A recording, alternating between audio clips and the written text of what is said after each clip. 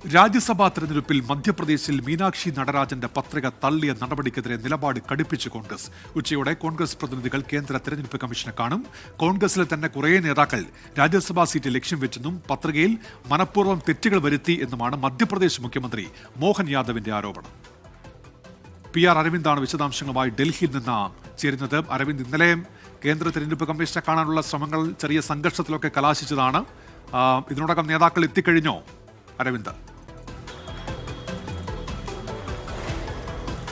അല്പസമയത്തിനകം തന്നെ നേതാക്കൾ ഇങ്ങോട്ട് എത്തുമെന്നതാണ് മനസ്സിലാകുന്നത്. എന്തായാലും ശക്തമായ സുരക്ഷയാണ് കേന്ദ്ര തെരഞ്ഞെടുപ്പ് കമ്മീഷന്റെ ഓഫീസിന് മുന്നിൽ ഒരുക്കിയിരിക്കുന്നത്. കാരണം ഇന്നലെ രാത്രിയോടുകൂടി വലിയ പ്രതിഷേധം കോൺഗ്രസിന്റെ ഭാഗത്തുനിന്നുണ്ടായിരുന്നു. കാരണം തെരഞ്ഞെടുപ്പ് കമ്മീഷൻ നടപടികൾ അത് രാഷ്ട്രീയമെന്നതാണ് കോൺഗ്രസ് അടക്കം ആരോപിച്ചുകൊണ്ടിരിക്കുന്നത്. കാരണം ഈ മധ്യപ്രദേശിൽ ഈ രാജ്യസഭാ തെരഞ്ഞെടുപ്പിലെ കോൺഗ്രസിന്റെ ഉറപ്പിച്ച സീറ്റാണ്. അതിൽ ചില ആരോപണങ്ങൾ ഉന്നയിച്ചുകൊണ്ട് ഇത്തരത്തിലുള്ള നീക്കം അത് ഒരു തരത്തിലും അംഗീകരിക്കാൻ സാധിക്കില്ല എന്ന് തന്നെ കോൺഗ്രസ് വ്യക്തമാക്കുന്നു. എന്തായാലും 10 അംഗങ്ങളുടെ പ്രതിനിധി സംഘമാണ് നിലവിൽ തെരഞ്ഞെടുപ്പ് കമ്മീഷനിലേക്ക് എത്തുക. KC വേണുഗോപാൽ ഉണ്ടാകും, ഹർദീപ് സുർജേവാല ഉണ്ടാകും, അതേപോലെ തന്നെ ജയറാം രമേശ് അടക്കമുള്ള നേതാക്കൾ ഈ സംഘത്തിലുണ്ടാകും. കൃത്യമായി തന്നെ തങ്ങളുടെ അതിർത്തി തെരഞ്ഞെടുപ്പ് കമ്മീഷനെ നേരിട്ട് അറിയിക്കുമെന്നതാണ് കോൺഗ്രസ് നേതാക്കൾ വ്യക്തമാക്കിയിരിക്കുന്നത്. ശക്തമായ പ്രതിഷേധം ഈ വിഷയത്തിൽ തുടരുമെന്നും കോൺഗ്രസ് വ്യക്തമാക്കുന്നു. കാരണം BJPക്കൊപ്പം ചേർന്നുകൊണ്ട് തെരഞ്ഞെടുപ്പ് കമ്മീഷൻ രാജ്യസഭാ തെരഞ്ഞെടുപ്പുകളെയും അട്ടിമറിക്കാൻ ശ്രമിക്കുന്നുവെന്ന ആരോപണം തന്നെയാണ് കോൺഗ്രസ് ഇപ്പോൾ മുന്നോട്ട് വച്ചിരിക്കുന്നത്. അതേസമയം BJPയും ഈ ആരോപണത്തെ പ്രതിരോധിക്കുകയാണ്. അത് നേരിട്ട് തന്നെ മധ്യപ്രദേശ് മുഖ്യമന്ത്രി തന്നെ കോൺഗ്രസിനെതിരെ രംഗത്ത് വരുന്ന ഒരു സാഹചര്യം ഉണ്ടായിരുന്നു. തെരഞ്ഞെടുപ്പ് കമ്മീഷനെ ഇത്തരത്തിൽ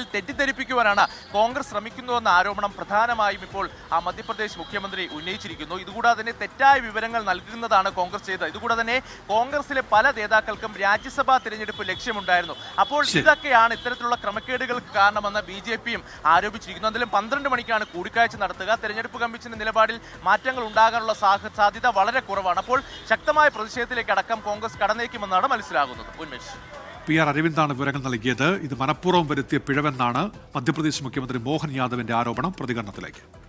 और जब ये राज्यसभा के निर्वाचन जैसे सामान्य चुनाव में भी पार्टी कांग्रेस की इतनी लापरवाही करेगी तो कांग्रेस अपनी गलती को देखे.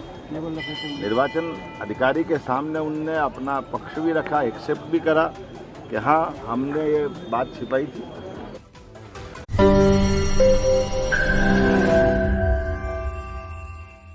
ലോകത്തെവിടെയായാലും ഏത് സമയത്തും 24 വാർത്തകളും ഓഗ്മെന്റഡ് റിയാലിറ്റി പാക്കേജുകളും എക്സ്പ്ലെയിനറുകളും വിശദമായി കാണാൻ ഞങ്ങളുടെ YouTube ചാനൽ നിങ്ങൾക്ക് സബ്സ്ക്രൈബ് ചെയ്യാം.